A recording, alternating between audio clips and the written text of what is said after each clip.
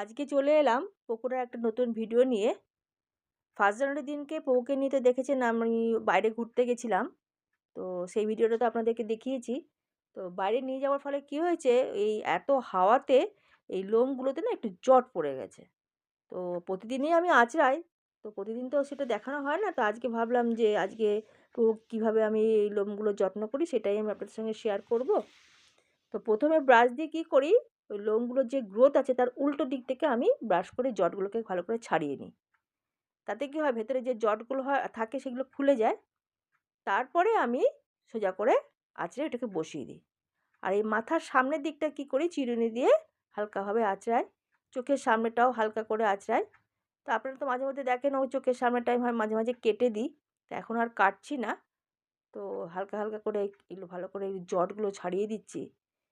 এই এদের এত লোম না, এদের বাইরে নিয়ে বেরোলে কি হয়, যখনই হাওয়াতে বার করা হয় তাতে কি হয়, লোমগুলো জট পড়ে যায়। এই একটা সমস্যা এদের হয়, আর কিছু না। এমনিতে প্রতিদিনই ওকে আঁচড়ানো হয়। দেখি মা, দেখি, ওটো পেটটা দে, পেটটা করে দিই।